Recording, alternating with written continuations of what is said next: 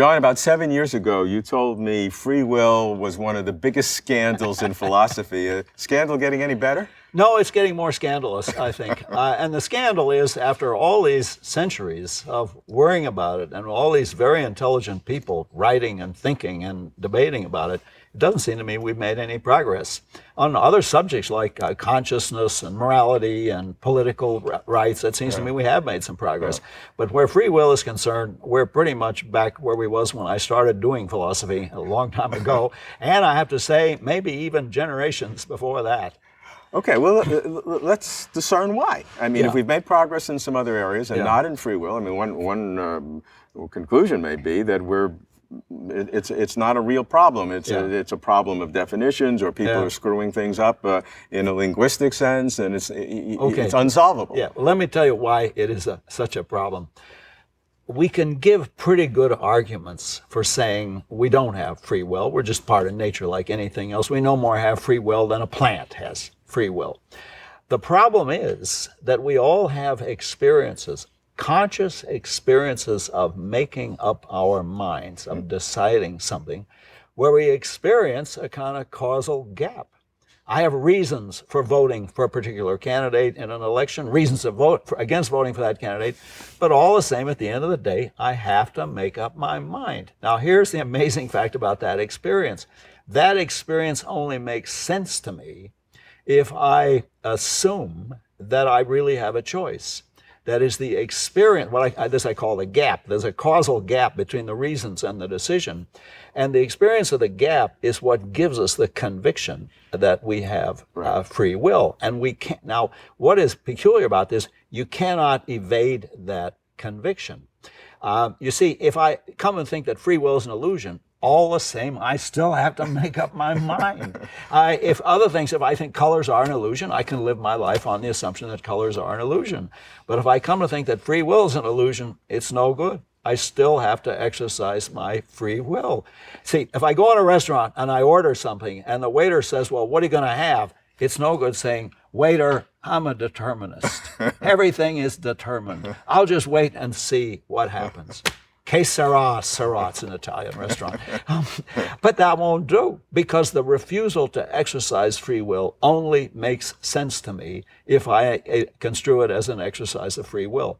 So here's the puzzle. We have good arguments thinking we don't have free will, yet we have to live our lives on the assumption that we do, and we don't see any way to reconcile these two. But living your life as if you do is not saying the same thing as that you really do. Maybe right. It is an illusion. It could be an illusion. You're using very careful words. The experience of it, the sense of it, the feeling of it. That could be an illusion. Yeah. The fact that I experience the gap does not prove the reality of free will. No question. Right. But it does make free will different from other problems. Okay. In that in other problems, if you become convinced that something is an illusion, rainbows are an illusion, okay, it's an illusion. There isn't really an arch in the sky. But if I become convinced that free will is an illusion, then I'm still stuck with the fact that I have to act on the presupposition of free will. I gave a lecture on this in London. A guy in the audience said, well, suppose free will was refuted. Suppose determinism was proved to be true. Right. Would you accept that result? Yeah. And I said, what you're asking me is, suppose it was proved there's no such thing as free rational decision making. Would you freely and rationally decide to accept that result? That's the paradox. I can give you arguments for saying that we have no free will, and yet we have to proceed on the assumption as if we had free will. All of our rationality, all of it, presupposes free will. By the way, Kant saw all this a long time ago. Another example of no progress in the subject. Kant made this very point, that you can't get out of the conviction of free will. I want to take you to both extremes, because I like exploring extremes to understand. So on the one extreme, let's assume there is absolute real free will. Yeah. How, in principle, could that be caused? Okay. Yes. No, that is the next step. Suppose, let's examine each thing.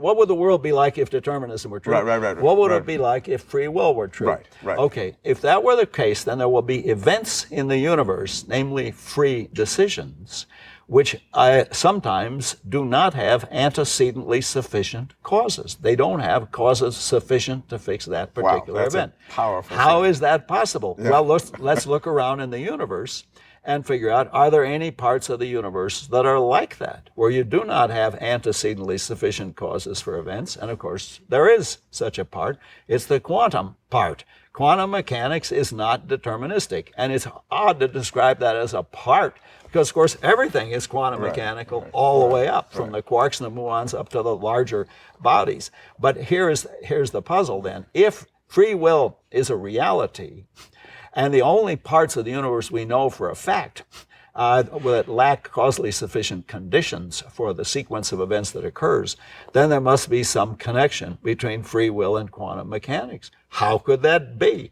Well, one of the more, at least less likely explanations of consciousness is the quantum mechanical explanation, is that consciousness is essentially a quantum mechanical phenomenon. But let's look at the free will part of it. If quantum mechanics is non-predictable, and so if are things that are random, are those free will? I mean, which is worse, determinism or randomness? Okay, this is a standard objection. It's one I used to accept against the quantum mechanical explanation of free will, and that is quantum indeterminacy is randomness, and free decision making is not random. Right. Okay, now formally speaking, that commits a fallacy, that argument of the fallacy of composition, of supposing features of the little things must be features of the big things that the consciousness is made of.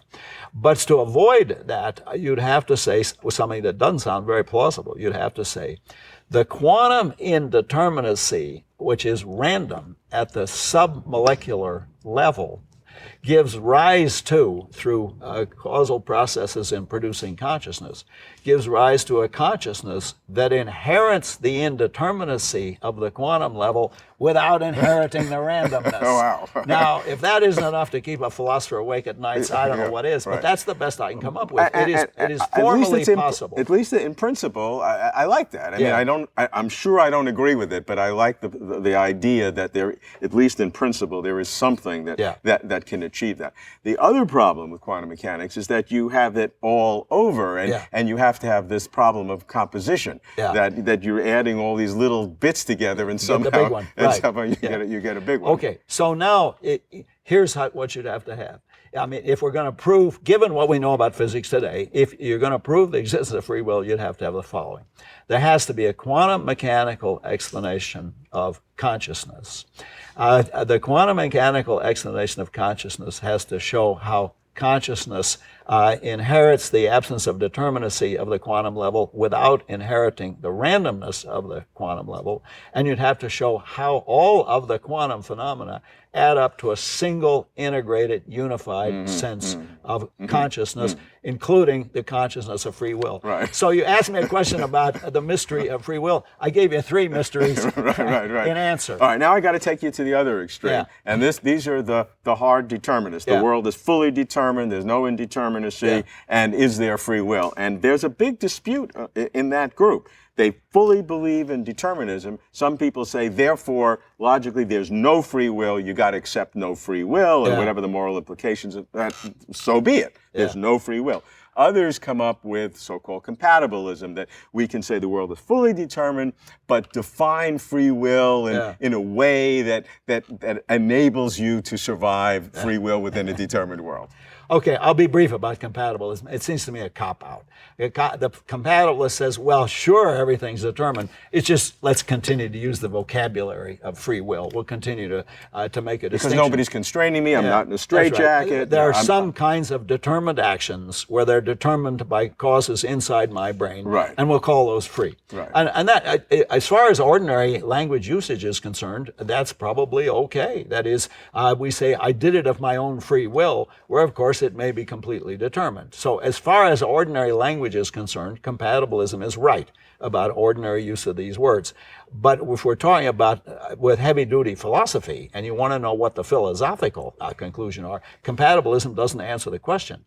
because the question is not, is there a use of the words where freedom and determinism are compatible? The question is, are there human actions which are such that the causes of the action were not sufficient to fix that action? And that's the hard question. So that's compatibilism is just an evasion.